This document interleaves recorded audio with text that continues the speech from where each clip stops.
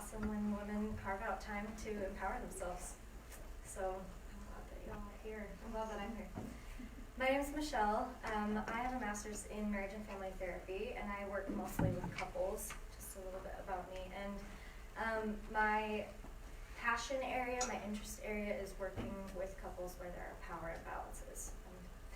Sometimes those are really obvious, and sometimes we're 10 sessions in and I'm like, oh, this is something that is really latent, and I didn't see it until now, until I got to know you as a couple and your dynamics a little bit more. So that being said, that's typically how I'm trying to look for those power imbalances at the outset. And disclaimer, I'm not trying to convince any of you today that your relationships aren't fair, because there are a lot of really wonderful relationships. I happen to see the ones that come in my door needing help in therapy, but I'm not trying to convince anyone that your relationships aren't fair. My hope today is just that we can provide language that's empowering, because sometimes when we have experiences that feel bad or feel confusing but don't have a name for it, then it can be even more disempowering if we don't have language. So the other main disclaimer, we are going to be talking about gender a lot today, gendered power, but the hope is that this does not come across as picking on men. Like, I think sometimes that's a misconception when we talk about patriarchy or feminism or power, is that it's women against men. But I love men, and I'm married to one, and so if it ever does come across that way, feel free to call me out. I work on that. So on that note, you can't see that super well. Should we pull it down? You could. That might help with the heat too. That's great. Perfect. Yeah, this is my beautiful mom. This is me and my mom. We're actually at Bluestem. She's in town right now. So this is a prized picture for me to have a picture of my mom in town. My mom is an incredibly resilient woman. She was diagnosed with multiple sclerosis 25 years ago. And she is one of the bravest, strongest, most courageous women that I know. She is powerful, yet she lives a life of disempowerment for a variety of reasons. One of those reasons being that she had a lot of trauma in her childhood, and trauma is comprised of feeling disconnected and disempowered. Also, she was raised kind of to believe that her worth was defined by her role as a mother and nothing else. And she takes her role as a mother very seriously. Even though she's an empty nester now, she has loved being a mother. But now that all of the kids are out of the house, my dad still works, but he derives a lot of worth from still being able to provide for his family, but she doesn't have that direct sense of worth anymore raising kids and involving her time with raising her kids. So she's kind of in this place of life wondering, who am I if I'm not a mom? And like kind of regretting that she confined herself to almost like one dimension.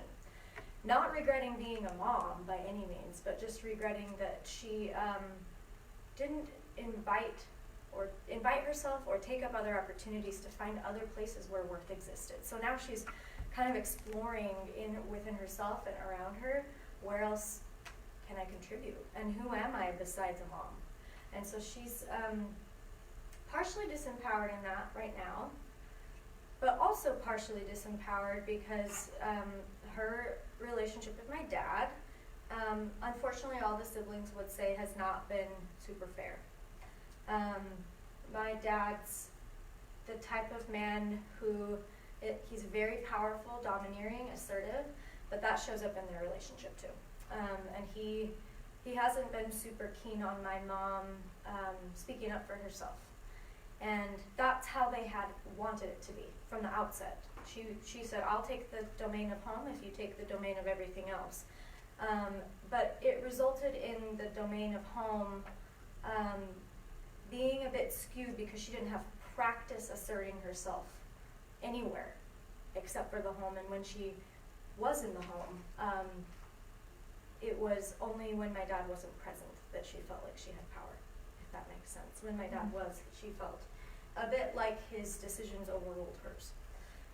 So that's kind of the story of my mom. That's her life, and I don't want to talk about her much more. I want to talk about me now. So this is me in my master's robes when I graduated, which going to graduate school was like a very, very formative experience for me.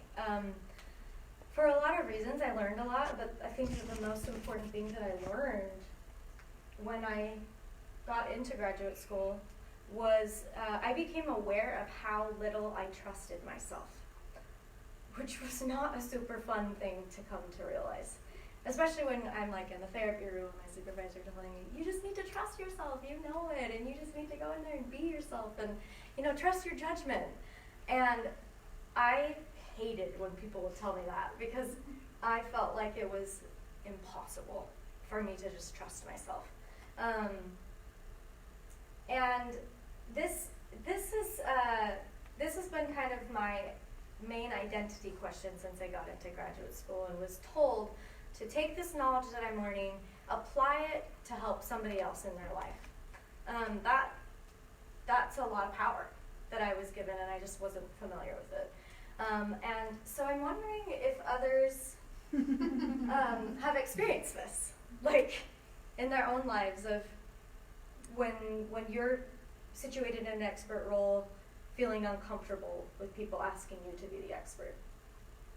Just by a show of hands. Oh, absolutely. Yeah. Anybody? Would anybody be willing to share some experiences about that? Just like feeling really uncomfortable in that expert role? I don't have specifics, but I feel like it's completely changed the path of my life. And I would love to learn to be comfortable in roles like that, because I think that I can't really achieve my dreams if I don't feel comfortable with that. Does that make sense? Yeah, it does. Totally. Like you have things to say, right? Just not super comfortable sometimes saying them, or expecting people to listen to them and honor them. Yeah. Anyone else willing to share an experience? Feeling uncomfortable in this? Yeah. I would say similar to you, people will tell me, we see that you're capable of doing this, and we see that you're completely ready, but I might not have the same level of confidence in myself that somebody else does. Yeah. So I try to like borrow theirs until I can own my own and feel that way. But I often want to test the waters and see success first, and then stand on that successful experience rather than stepping into something full on without having like that stair-step experience. Yeah, I really identify with that. People saying like, you've got this, like trying to instill in me the confidence that I am apparently not exuding. And then it's like, it's different in application. And so I just kind of ride on their confidence in me until hopefully it clicks one day. Yeah. Others? Yes, sir. I think in like dating and even in my marriage life, it was always the people pleaser within me wanted to do what everyone else wanted me to do. And so whenever people ask, well, what do you want, or what do you like, or what do you think, I wasn't comfortable with that. I was like, well, I'll do whatever you want. Or like, do you like my hair like this? Well, what do you think? Well, no, well, I don't know. What do you want my hair like? Like every little thing. So I think it's way harder to figure out what you want instead of just going along and be like, well, I'm here to please you, so. Yes. Yeah, and such a good point. I know what you want. I don't know what I want. Yeah. And I realized as I got into graduate school, one of the hardest things for me, and I think that there are a lot of domains like this, mine just happens to have been my training in becoming a therapist, was people telling me, this is your journey, make it yours, and me seeing this like vast ocean, and rather than seeing it as like opportunity, it was like, this is going to drown me. I cannot take on this little direction. I cannot move forward with that little direction. And realizing as I worked through with my own therapist that a lot of that was because I had been told by so many people in my life what to do. I had been given a lot of direct feedback. And in fact, I'd been told by a lot of men in my life, not just men though, women and men, I had been given a lot of directive feedback on how I should be living. Whether that was my dad or my grandpa or my brothers or ecclesiastical leaders and spiritual leaders, that I was told if I was making a major life decision that it needed to be run past somebody with more authority than me. Which I think consulting mentors is a really important thing. I don't think I could have graduated without an academic mentor. I don't think I would be where I am in my spiritual journey without spiritual mentors. However, the way that I internalized that was to mean I can't trust my judgment on this. I don't think that's how every person internalizes it, but for me it was. That if I had to run every major decision by somebody else, the undercurrent of that message was, I guess my opinion doesn't matter quite as much, sometimes. And especially that decision-making capacity came out in dating for me too, and I broke off an engagement when I was 19 years old, and boy, it was tumultuous. Everyone around me telling me, in fact, this is yours and yours only. This is your decision alone to make. And it was really difficult. I ended up breaking off the engagement, but it was so difficult because I didn't trust myself in it. I was waiting for people to tell me what to do. So when people ask me, I get really uncomfortable. So that showed up first for me in therapy, when I would have clients asking me what to do. And I still do this, I'd laugh and be like, wait, I'm not here to tell you what to do, I'm here to help you figure out what you're wanting to do. And it turns out a lot of people don't like to hear that. So let's talk about this together. What does it mean to feel empowered, and what does it mean to feel disempowered? Let's do disempowered first. What does it mean to feel disempowered? Throw out some words that come to your mind when you think of feeling disempowered. Small. Hopeless. Hopeless. No choice. No choice. I love that. Yeah. No Ashamed. control. Things falling. Control. It's okay, it's not Maria. I think someone's ashamed. Ashamed. Ashamed. Yeah, I like that. Totally. Judged. Judged.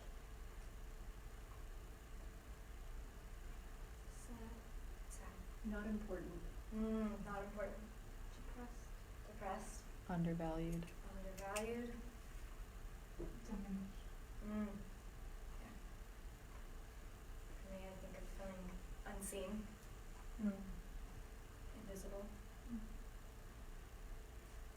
Any others? If you feel disempowered, I think you learn to not trust your own thoughts and decisions. Oh, totally. Yeah. I think that's so true. So, here are a few. We've listed off a lot of these. I don't think we got small up there, but I like that one. I would add that to this list. And some of these are a little bit more extreme than others, right? Like feeling maybe misunderstood versus victimized. Like, I wouldn't say that I'm always a victim of my situation. In fact, that feels disempowering, right? But that's kind of the hope of the hit-home message for today is there's a spectrum of this. And that disempowerment lives on a continuum. It is not black or white, one or the other. Because there's a spectrum of power. I mean, we talk about moving up the ladder of life. You know, we're moving up in life, and it's steps, just like power. There's stepping stones to move up in how much power you feel like you have, or move down. So then let's talk about empowered. List off some vocabulary words. Strong. Strong. Confident. Confident. Free. Capable. Free. Great. Love that. Yeah. And I have access to creativity. Creativity. And my oh, thoughts totally. are wider. I don't know how to describe. So Yeah. the brain opens up. Freer. Yeah. Yeah. I love that. I Growth. agree. Growth. Beautiful. Allowed. Allowed. Accepted. Accepted. Wholehearted. Wholehearted. I would even say equal. Equal. Like there's a balance. Yeah. I love that. Yeah. Any others that really resonate with you all?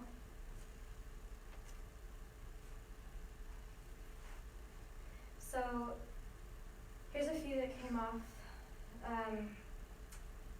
for me when I was trying to list these off.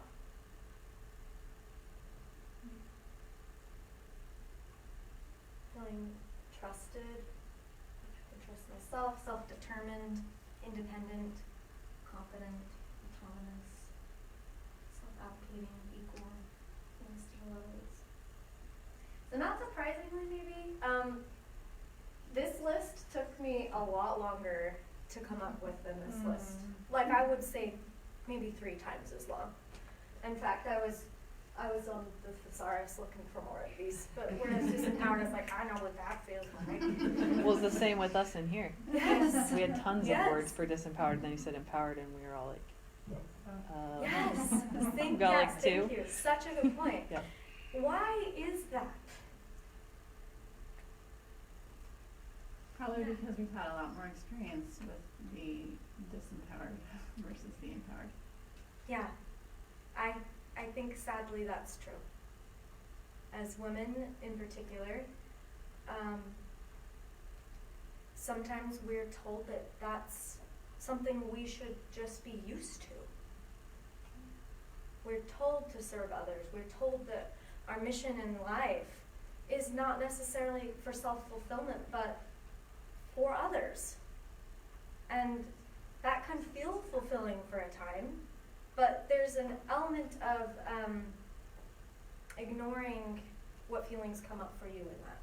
An element of not having permission or not feeling allowed to pay attention to what maybe feels really uncomfortable for you, or what elements of your life don't feel fulfilling, or don't feel powerful, or don't feel congruent.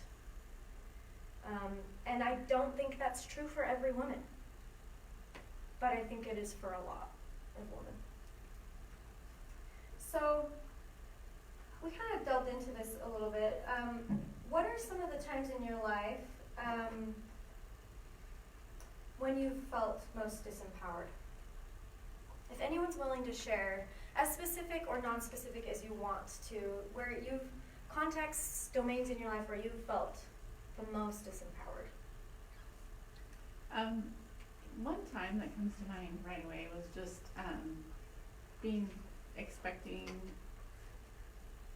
my child and having some of the rules of delivery be really strict with giving birth in the hospital. Yeah. In Oklahoma was where I was. There's just a lot of rules and regulations that hospitals have on giving birth, and I just remember feeling like, why are there so many rules about how I have my baby, you know? Feeling confined. So that, I'm sure that can be. Yeah. Kind of was there an element of like, this is my body, this is my baby, why is it so Why do I have to regulated? do it this way? Okay. I think that's a great example. Thanks for sharing. Yeah. I'm remembering a time in college, and it was a public speaking class. A number of us girls didn't feel comfortable with the professor. He wanted a lot of one-on-one meetings in his office to help with our speeches, and we didn't feel comfortable being with him. And so we felt empowered at the time, and we thought, we'll go talk to the dean. Let's get together as a group and we'll go talk to the dean about this. So we went to the dean and talked to the dean and walked out of the meeting feeling so disempowered, because the meeting was basically, this professor has tenure. I'm not ready to put up a fight about this with him, so we're not going to do anything for you. And we just felt so deflated, and made me after that feel like I shouldn't speak up and I should just fall in line and just do what I needed to get that degree and get out, which was not Ideal. not ideal, Yeah. but it's frustrating. Unfortunate. In a situation where you felt disempowered, in an attempt to advocate for yourself, the feedback message you got was, this is wrong. You shouldn't be advocating for yourself. The way that the power is set up is correct. You're incorrect. Right? Yeah. Great. Thanks for sharing. Well, not great. Great. It's okay. It's okay. I've learned to speak up for myself. One more. Yeah. Being asked to be on a committee and being actually asked because of certain characteristics or abilities I have, and then people asking to have your opinion, and then they'd be like, oh, we were thinking this way, is that okay?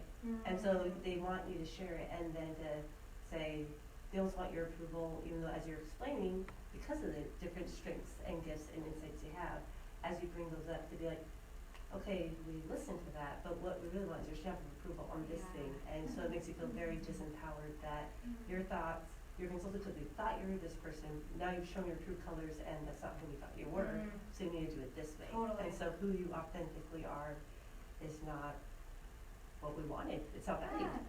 Yeah. The undercurrent of that message is, don't bring your whole self, your wholehearted self. Bring the part of you that aligns with me and Right. what my agenda is. Right. Yeah. Great. Thanks for sharing. Yeah. So,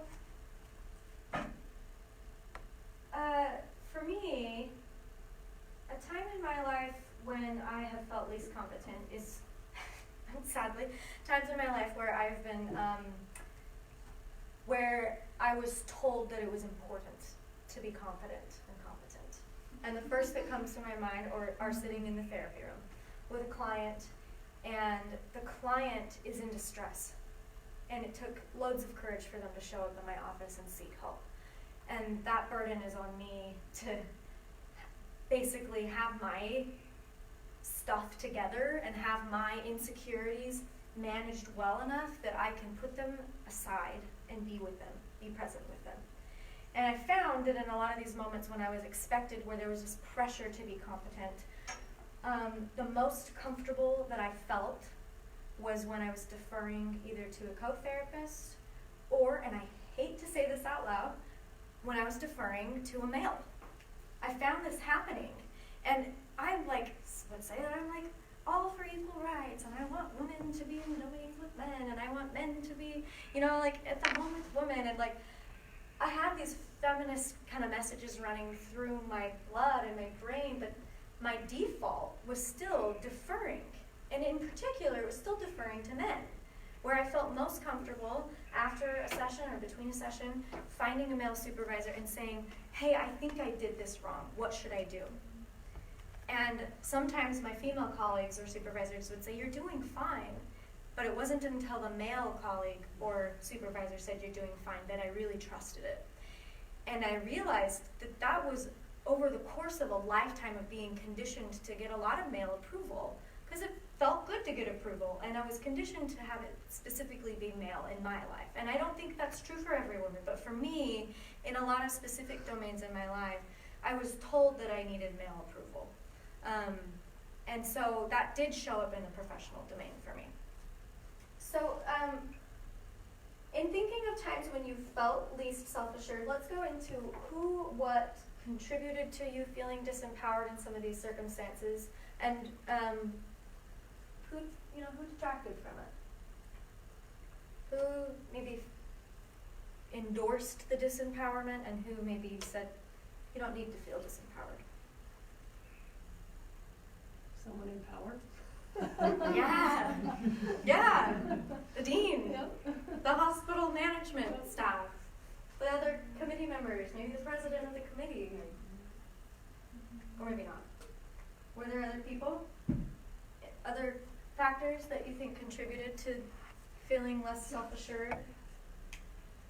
I need to say that because since about half a year, I think about power more wider. Yeah. And I just want to say I'm more and more clear that we are all in a system which Yes. keeps it going, running over hundreds of years. Oh, So I just want to put that out because this is Absolutely. running with me because it's in all our blood. Yeah, systems So, of power, right? Yeah, and actually Yes. I myself trust that empowered power, Yeah. and this is an ongoing thing. So The structure's not bad, right? Systems get things moving. yeah, absolutely. Sometimes the system works better for some than others.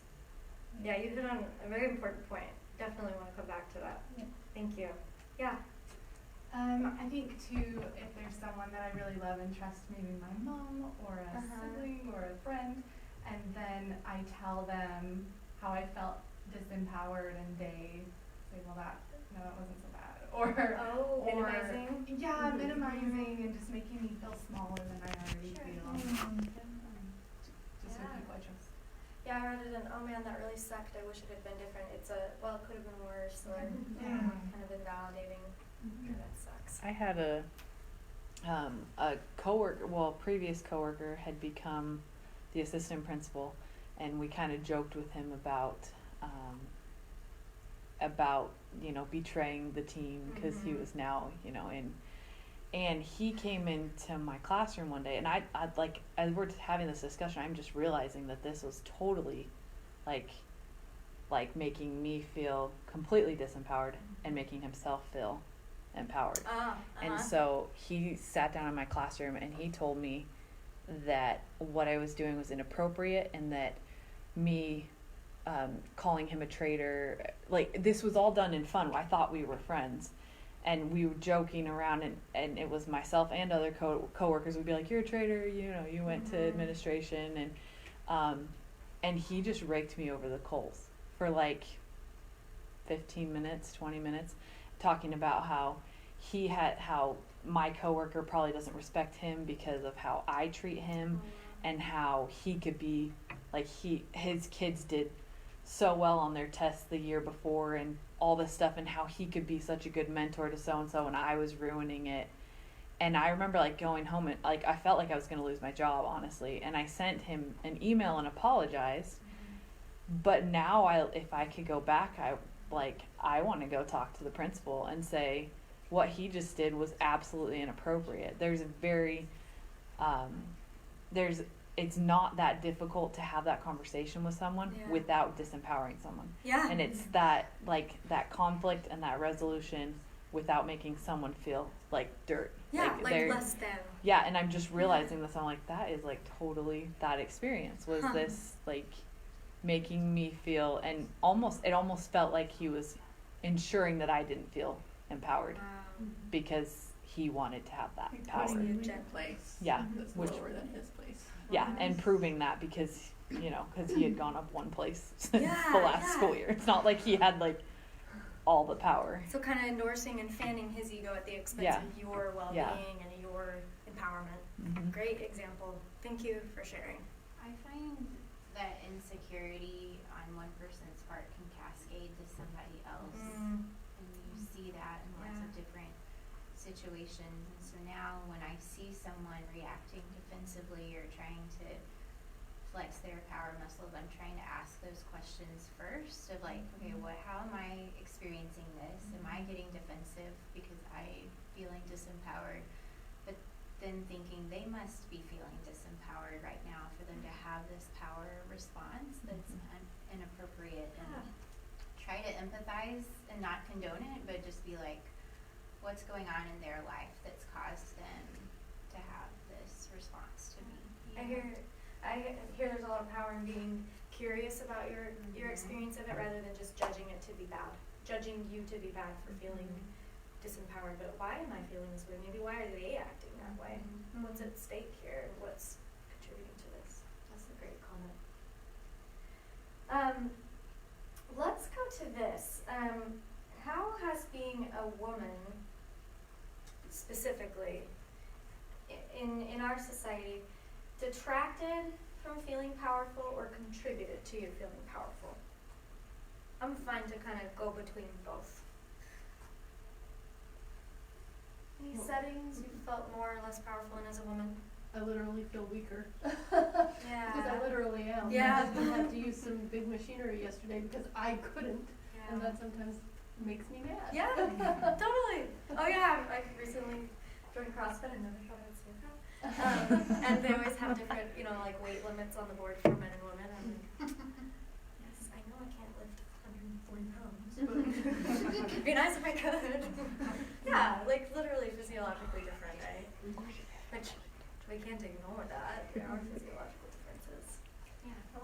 Another physiological difference is just voices. That sometimes if I'm talking during a meeting or something like that, if a man wants to interrupt me, everyone's attention will go there because the voice is louder, it's deeper, and no matter, I already have a lower voice anyways, and the lower I try to go, it just doesn't work out, and so a lot of times that makes me feel less powerful. Totally. And I don't have a voice that carries. I don't have a beard either. My husband does. He's tall, kind of broad-shouldered guy, and takes up a good amount of space in a room. And we've had a lot of experiences where people will be asking what we do in a professional setting, and say I'm finishing my doctorate, and he'll say I work practice, and when we graduated, they're like, wait, you're getting a PhD and you stopped at the master's, and they will laugh. Like they think it's hilarious that I am getting a PhD and that my husband has a master's degree, and it's made me really uncomfortable. It's like not even empowering as much as it's like, why is that funny to you? That I'm getting more education. Like I think it's awesome. So that's been kind of like in that professional sphere. I've noticed that Paul is regarded differently than I am, and that credentials don't quite matter as much as the voice or the beard or the height, or so I can identify with that for sure. Yeah, sure. Kind of what you're saying about people's expectations for men and women, like gender roles, or putting you in a box of like, this is what you should be doing, this is what you can accomplish because you're a woman. Mm-hmm. That's like, and being in any system, whether it's church or with my family, that like perpetuates those boxes for men and women Sure. is really disempowering for me. Why? Can I pick on you and just say like, Yeah. what about it feels?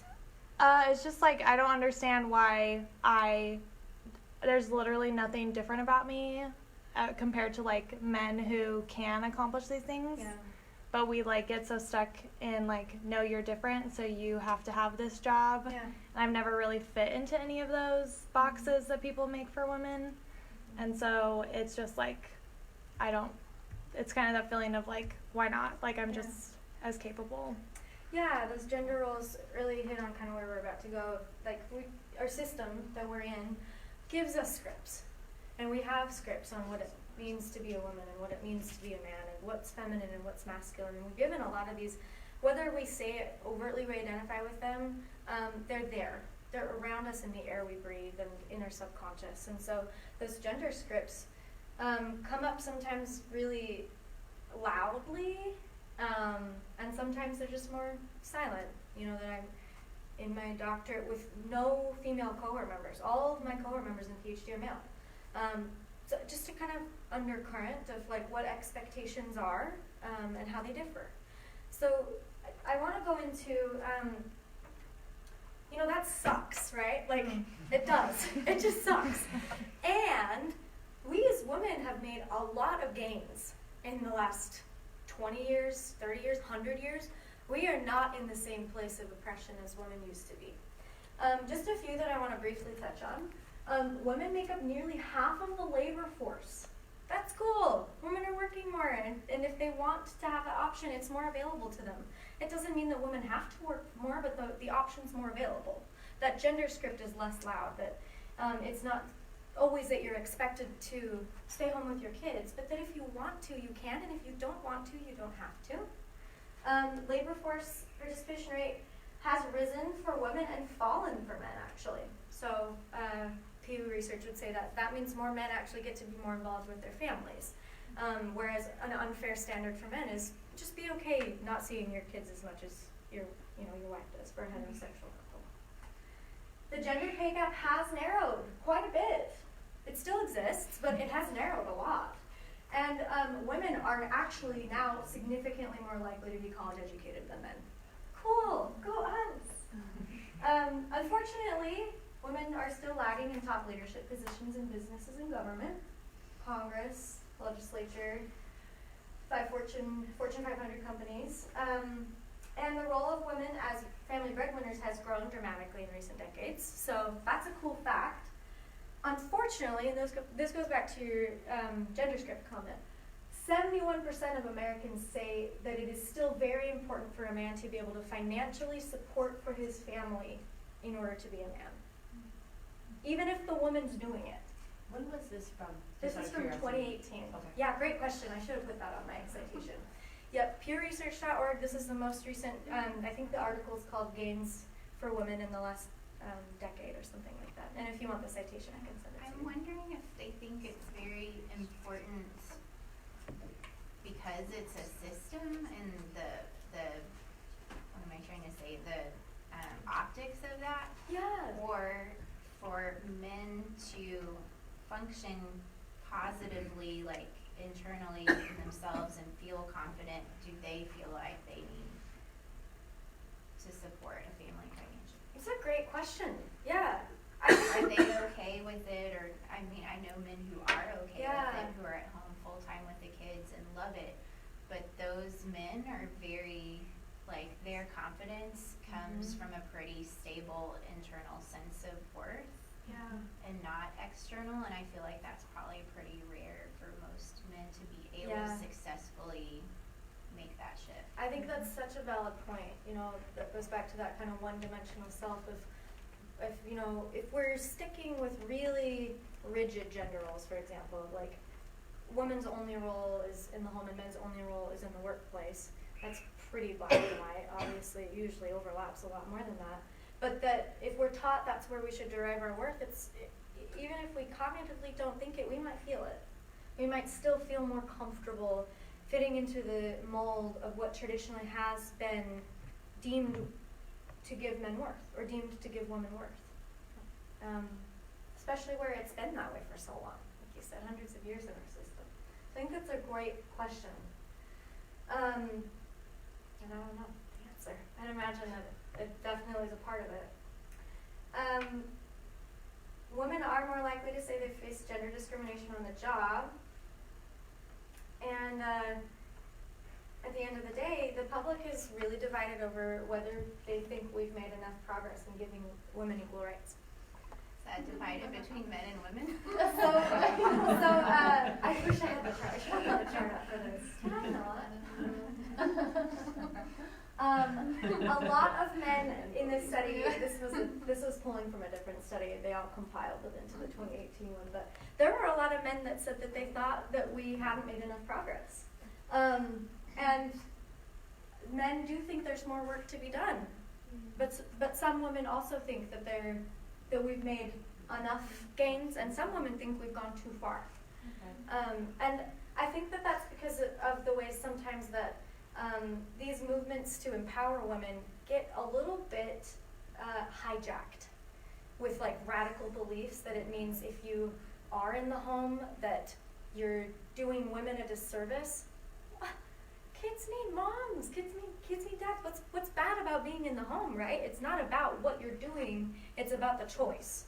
It's about the option to opt in or opt out, where traditionally women haven't had that option. And men haven't really had that option to opt out either. It hasn't promoted a whole lot of option for men or women. So this being said, that, you know, we have made a lot of progress, but have we made enough? Gonna go into just briefly what happened when I Googled misogyny. Not super fun, right? So to be honest, I haven't confronted a whole lot of this in my life.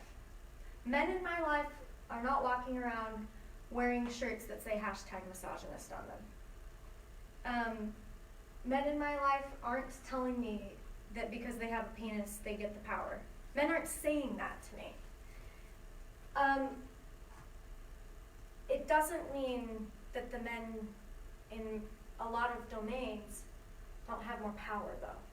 It just doesn't come out in such a hostile way anymore because we're more aware of it. This is kind of the epitome of what the research would term hostile sexism. And it's one form of sexism. There are, right, Barry's going to see this picture.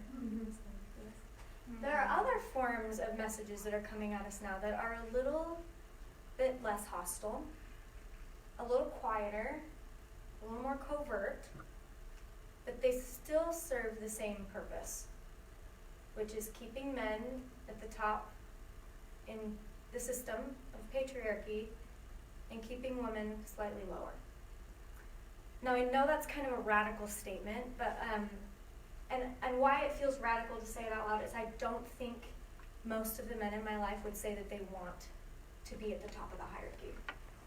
I don't think most of the men in my life would say that they're even comfortable with saying that they endorse patriarchy or hierarchy.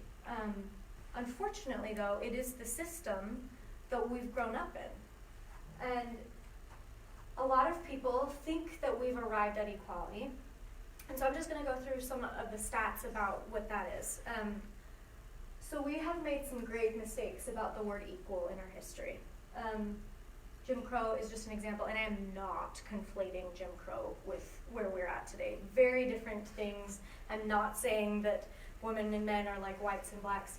That's not. But this word equal, we've been toying around with this word a lot, and it's a pretty loaded word.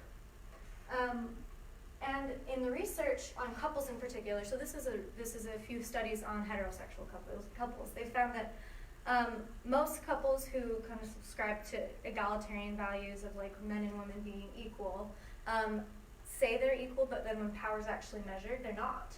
When you divvy up the different domains of power, men have more power on average, and there are exceptions, of course, but men have more power on average. And there are a few categories of how that presents.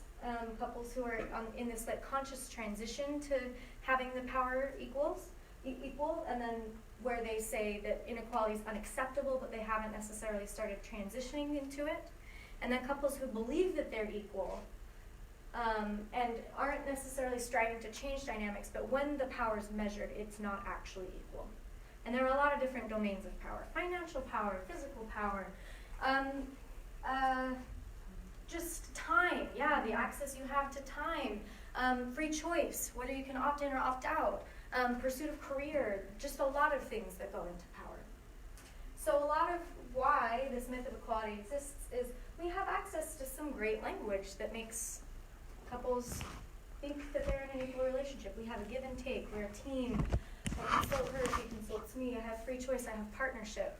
And that might be true in some domains, but if it's not true in the necessary components that go into equality, which we're going to talk about, then power on the whole, over the long term of a relationship, benefits one person at the expense of another. So I just thought that study was really interesting because I don't think hostile sexism is much what we're dealing with as much as we used to be. So hostile sexism is basically that really in-your-face, I'm with stupid bitch, or degrading women, antagonizing women, that overt belief that women should be inferior to men because they are inferior to men. That they should have less power than men because they're better. In your face, hostile, right? And that a big pushback on the feminist movement from a lot of hostile men was that they were trying to take men's power. So that's kind of subscription to hostile sexism. For the sake of time, I'm not going to open it up to too much more discussion on this, but at the end I will. Here's just a few examples. So women need to know their place, leave the big stuff to the big boys, women exaggerate the problems they have, women are trying to gain power. So that's one end of the spectrum of sexism. On the other end is something that the research has termed benevolent sexism. By the raise of hands, anybody heard of this term? I didn't hear of this term until I was in graduate school. But when I did, I thought it was really interesting. So this is a more subtle form of prejudice toward women that still functions to give men dominance over women through affection rather than aggression. Rather than I'm going to force you to keep you in your place, I'm going to admire you for the place that you're in, which is still beneath me. Yeah? But this can be like unintentional. Totally, yes. It's not always intentional. It's rarely intentional. Yeah, I'm glad you highlight that because I don't think, again, most of the men in my life would say that they want to have more power than women. And this is why it's so sneaky, because attitudes of praise and protection for a woman, why would that be bad? Why would we call that sexist? So here's some examples, and then we'll delve into why it could be good and why it could be bad. Women have a quality of purity that few men possess. These are just a few that came up commonly in our research. This was a qualitative study. Women should be cherished and protected by men. Every man ought to have a woman whom he adores, and women need help, protection, and the service of men. That men's roles are to provide and protect. Okay, why is that bad? They're serving the women around them, right? So, are there any other examples that come to mind aside from these before I move on? lot of people have like told me how wonderful it is to be a mother and kind of have elevated me, but there's not a lot of talk about fatherhood, so it Oh, sure, yeah. kind of it, so they kind of get more options, but Yeah. also there's not a focus on fatherhood, so it's not a need or a focus. Yeah, that's a good point. Like on that pedestal, even though you're high up, you're limited. Yeah. Yeah. I think for me, over and over again, hearing the message of like, isn't it amazing how intrinsically selfless women are, was something. That's a great example. Yeah, that was really toxic. Even though it sounds like such a nice thing, you know, they're saying, because it's a compliment, but it's saying like, you have a uterus. And so obviously you will constantly treat yourself like crap so everyone else can succeed. And and we appreciate that about you. And that's not what they were saying, that the way, some of what you're saying earlier, I know not everyone took it that way, but for me, the way that kind of got internalized was the compliment had kind of a backhanded warning of it like, you will lose this compliment if you are not constantly like scraping along the floor. So well said. that your worth is kind of conflated to, at times, setting your needs aside at the expense of your well-being. Yeah, great example. So let's go into this. How is teaching men to cherish, care for, and adore women good or bad? I want to hear honest reactions to this, because this is the word benevolent in front of the word sexism is a paradox to me. So how could it be good or bad? Yeah. Growing up, I heard like a lot of the idea of like in a heterosexual marriage that like the woman is like a prize, and like of course we cherish like our trophies and like we will like shine them, and like trophy's a weird example, or like a dog, like it just feels kind of like, oh, like I'm gonna care for you, like take care of you because you're a child, and it sounds like infantilizing, and that feels disempowering to me because I'm not an equal partner. I'm just like, oh, just be sure to take care of me. Yeah. So like clumped in with the women and the children, so it felt paternalistic, infantilizing. Yeah. Great. I feel like I was more taught to cherish, care for, and adore my husband. Okay. Yeah. Which I do, but I guess it wasn't, and he does cherish and care for me, but like I'm way more of an independent, empowered person than he is. Like our roles were kind of switched, I think. Yeah. And so I end up harming him in some ways by being that cherishing type person who comes and like, I want to do those things, but I think it's because I'm coming from a place of empowerment, and so I can love and care for him out of a place of strength, but that makes him feel unempowered, I guess. Does that make sense? Yes, I love that you hit on your personal experience with this, because this definitely can happen both directions, I think. Yeah. I don't think it's always men disempowering women. Men, on average, have more power than women. But it's not always that way, and it so depends on the context. So I really appreciate you bringing your experience of that into it, that in ways when you maybe care for him, it simultaneously disempowers. Is that what you're saying? I think because he's less confident than I am. Okay. Yeah.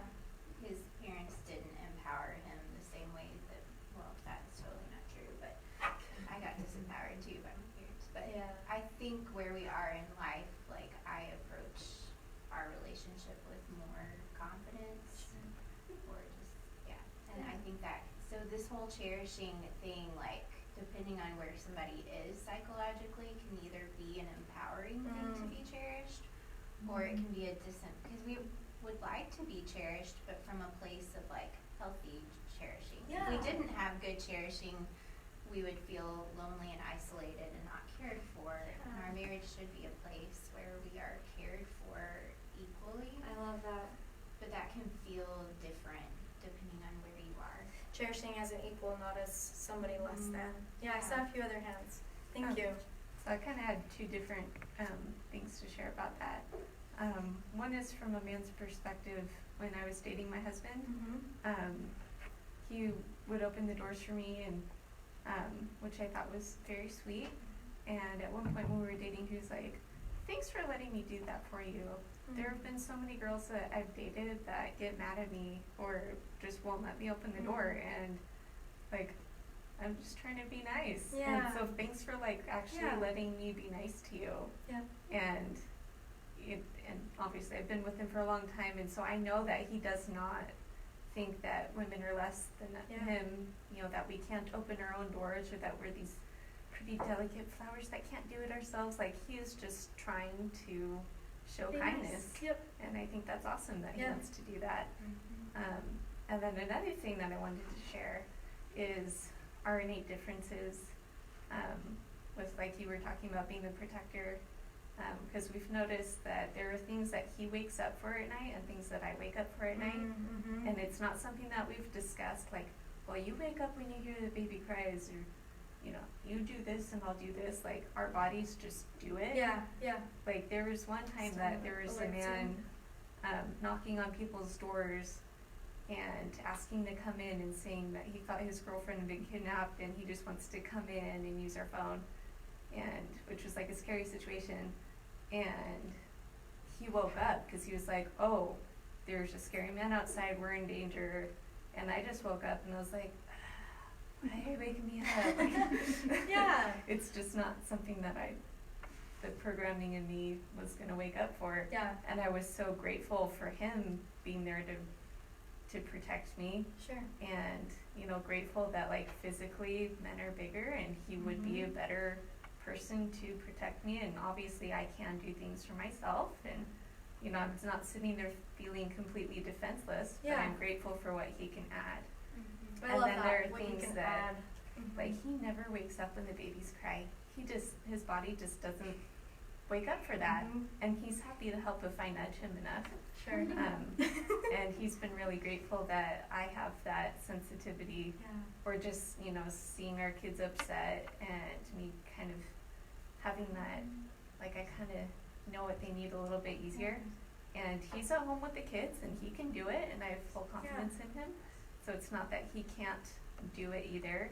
He can be a wonderful father, but I'm glad that he's grateful for some of my gifts in that area that he doesn't have as easily. And I hear that this hasn't been divided by a hard line in your relationship, that there's a divvying that happens in terms of when you're in the protect and serve role and when he's in the protect and serve role. That it's not like either It's or. not a hard and fast, Yeah. but we can embrace the things that we're just inherently gifted with. Sure, And totally. help each other. Yeah, I appreciate that point, because I think at the end of the day, anything taken to an extreme is when it becomes harmful. And so I think you're hitting on a lot of the good pros here. This is what the research would say is good about some of the attitudes that would be classified as benevolent sexism, but may not always be sexism depending on the context and that.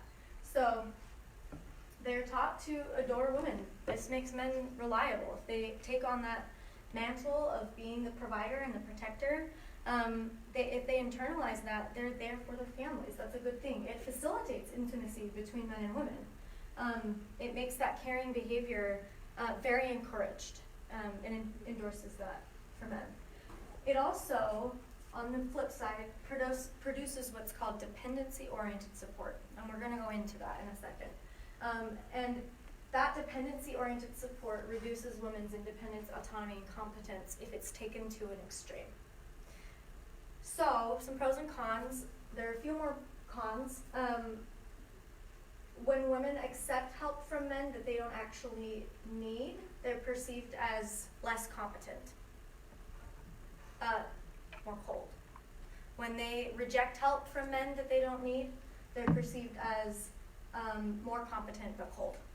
So if we were to, like, say, don't open that door for me, a lot of men would think that it's unkind of the woman to reject that. It's kind of a lose-lose no matter what you choose. Yes, damned if you do, damned if you don't. Totally. And some more cons, just based on what the research says. Women tend to adopt roles and beliefs that give them lower status in the household if they subscribe fully to the benevolent sexism belief that they need to be cared for. They can internalize a belief that they couldn't protect themselves or that they couldn't fend for themselves because they're being conditioned to believe that they need somebody else to do it for them, again, if it's taken to an extreme.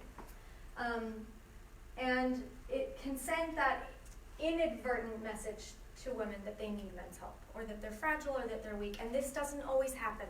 I'm not saying this is what always happens, and I don't think this happens with men intentionally trying to make women feel weak. I do not think that the men in my life have intentionally made me feel like I can't trust myself. And it did happen. So how does this all relate to power? And this is kind of where we'll wrap up today.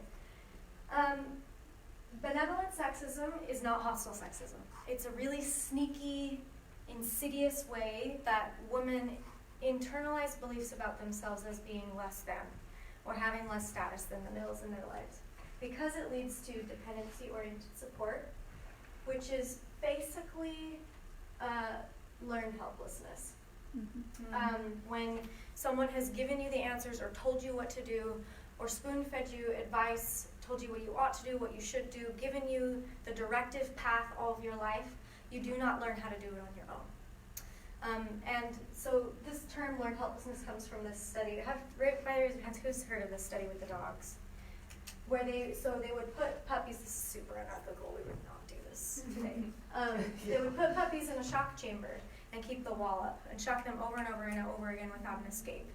And once they had become basically resigned to being in this state of pain, when they lowered the walls and shocked the puppies, they wouldn't hop over. Even if they had an escape route, they didn't take it because they learned, they internalized that they couldn't escape. That's an extreme, but this happens if we are constantly given the direction and told what we should do, protected, not given opportunities to be autonomous in our own lives. We can internalize a belief that we can't do it on our own, particularly if we're talking about gendered power dynamics, particularly without a man. So these slides are taken from Matthew Hammond, who is one of the people that first delved into benevolent sexism as it pertains to couples. And so these are from his slideshow. He did find that the more dependency-oriented support there is, the less competent the person receiving it tends to feel. And that it does buoy up men. They feel support, like their partner feels supported. They feel like they're valued, their input's valued. They feel like their partner likes the feedback that they're getting. And it gives them advantages in the relationship. It also makes women feel cared for and secure in the relationship simultaneously. It's not all bad. That's why it's so sneaky. I really like when my husband pulls me in on a busy road and says, I'll stand on the outside. You know, I feel cared for and I feel supported. And it also promotes feeling close. But if it's left unchecked and if it's taken to an extreme, it will lead, based on the research, on average for most relationships, it will lead to learned helplessness, which will lead to having less power, is what the research says. So even though benevolent sexism can feel good and can promote good things, it can also promote an eventual feeling of not trusting in yourself or not feeling competent, if you're not aware of it. And we have made so many gains. We are not here anymore. This is not cute, and I don't think most people think it's cute. But, you know, and this hasn't been the thing that's disenfranchised me most in my life. This is hostile sexism. It's been this. For me. The belief that I can't be the arbiter of truth for myself. That I can't rely on myself for hard decisions. And I don't think that it was the men in my life doing that maliciously. It was the system of patriarchy that I was raised in that told men that that was the way that they were supposed to operate. That's my out of time. Sleep on. That was the way that they were supposed to operate, in particular with women. That they were supposed to take on a role of protector and a role of expert to help the women around them. I don't think the men are bad here. And we really hijack women's empowerment when we make it about the men. This is the ugliest t-shirt I've ever seen. has anyone heard the term misandrist? It's the flip side of misogynist. So a misogynist is someone who hates and disrespects women. A misandrist is someone who hates and disrespects men. It is not a battle of the sexes. Hating men doesn't get us where we need to be. Hating the system that disempowers men and women in different ways is what we need to be working against. So don't buy that t-shirt.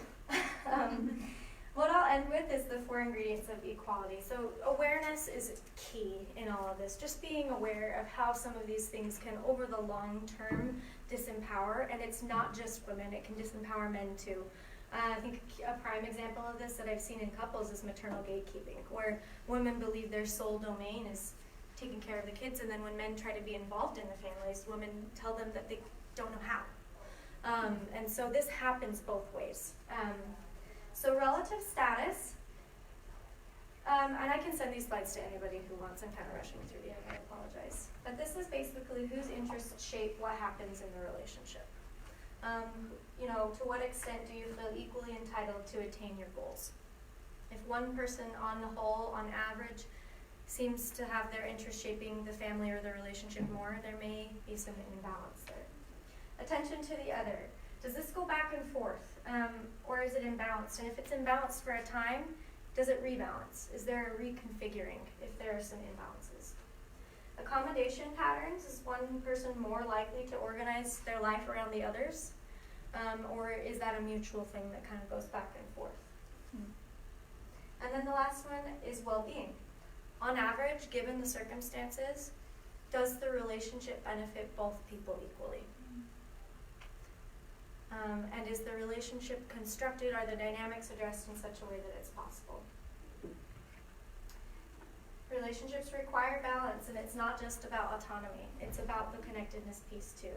And so something that, just to kind of, we won't have time to discuss it today, but something to think about in your own lives is, does the relationship you have ever maybe promote intimacy at the expense of your autonomy? And does it maybe sometimes promote autonomy at the expense of intimacy? Because they're very different things, but they shouldn't be competing drives. They need to coexist in the healthiest of relationships. So awareness is key, and then naming it. And what I'll say is, I'll send these slides if you want to go into the rest. But this book is great. I brought it if you want to flip through it. I got a lot of, this is just a summary of all the research on how gendered power dynamics take place in the couples. You know, this is for like married couples mostly, romantic couples. But it's great if you want to look through it. And my ending slide is that I think women belong in all places where decisions are being made. And hopefully that can happen in your relationships. This is cute, right? All right. Thanks for listening, everybody. I don't know, like, if I think they're waiting for us. You can